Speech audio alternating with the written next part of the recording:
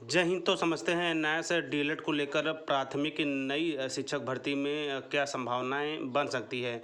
ऐसे में भी कुछ दिन पहले ही शिक्षा मंत्री के द्वारा यह बयान दिया गया था कि आगामी नई भर्तियों में न्याय से डीएलएड शिक्षकों को भी मौका बिना किसी समस्या के दिया जाएगा।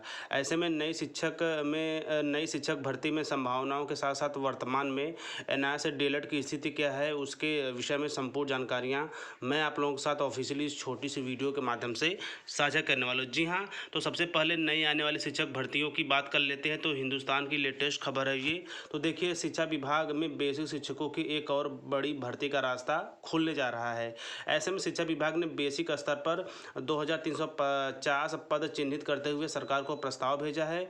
इनमें गढ़वाल मंडल में देहरादून को छोड़कर बाकी 6 जिलों में 1266 और कुमाऊं मंडल में 1085 पद हैं। सूत्रों के अनुसार वर्तमान 2600 पदों पर जारी भर्ती में सुप्रीम कोर्ट का फैसला आने के तत्काल बाद इन भर्तियों पे जो प्रक्रिया है वो शुरू कर दी जाएगी। ऐसे में शिक्षक भर्ती की बात की जाए तो उत्तराखंड सरकार के द्वारा यह बड़ा दावा किया जा रहा है कि 4 साल के अंदर लगभग 15,000 नई शिक्षकों की भर्तियां की जानी हैं। उसी के अंतर्गत जो 2600 पद हुए हैं उनमें कुछ पद अभी बाकी है। इसके साथ साथ जो नए पद 2350 के हैं वो प्रस्तावित हैं। ऐसे में वर्तमान में एनआईएस डीएलएड की स्थितियाँ क्या है या नई शिक्षक भर्ती में एनआईएस डीएलएड की स्थितियाँ क्या बन सकती हैं। तो देखिए, वंशीधर तिवारी ने कहा कि वर्तमान में जारी 2600 पदों की भर्ती में करीब 1800 पदों पर चयन हो चुका है। इस बीच एनआईएस डीएलएड और बीएड प्रशिक्षुओं के सुप्रीम कोर्ट में जाकर केस के कारण बाकी भर्तियों को रोकना पड़ा है। मामले में सुप्रीम कोर्ट का आदेश आने के बाद ही भर्तियों को दोबारा शुरू करने का निर्णय किया गया है। इससे जल्द सुनवाई के लिए सरकार भी अर्जेंसी अपील लगाने जा रही है। विभाग में रिक्त पद चरणबद्ध तरीके से भरे जाएंगे। तो ऐसे में ये मामला स्पेशली सुप्रीम कोर्ट का है। और ऐसे में देखिए, ये शिक्षक भर्ती में जो रुकावट होने का काम प्रारंभ हुआ था वह केस की वजह से हुआ था। तो देखिए, प्रारंभ में ये हुआ था कि कुछ समस्याओं के बाद उत्तराखंड हाईकोर्ट ने एनआईएस डीएलएड को भी शिक्षक भर्ती में शामिल कर लिया गया था।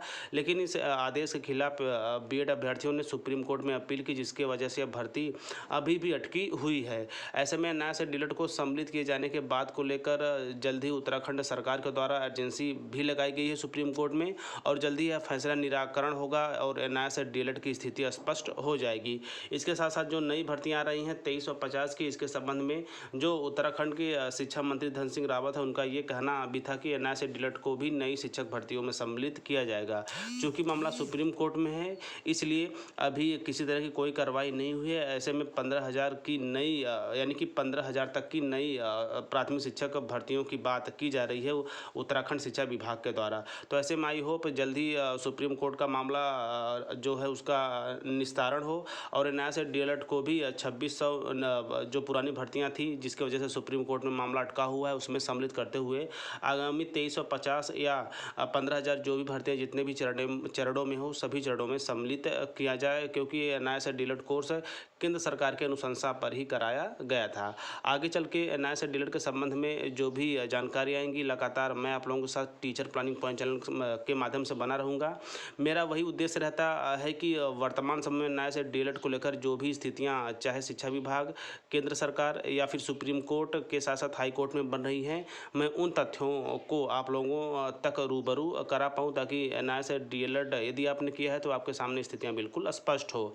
आगे चल के जो भी जानकारी आएंगी उसके लिए आप बने रहें। तो आई थिंक ये छोटी सी वीडियो नई शिक्षक भर्तियों की संभावनाओं के साथ साथ पुराने भर्तियों के निस्तारण में जल्द ही आप लोग को बड़ी खुशखबरी देखने को मिलेगी। तो मिलते हैं नेक्स्ट वीडियो नेक्स्ट इन्फॉर्मेशन के साथ। तब तक स्वस्थ, व्यस्त और मस्त रहिए। जय हिंद, वंदे मातरम।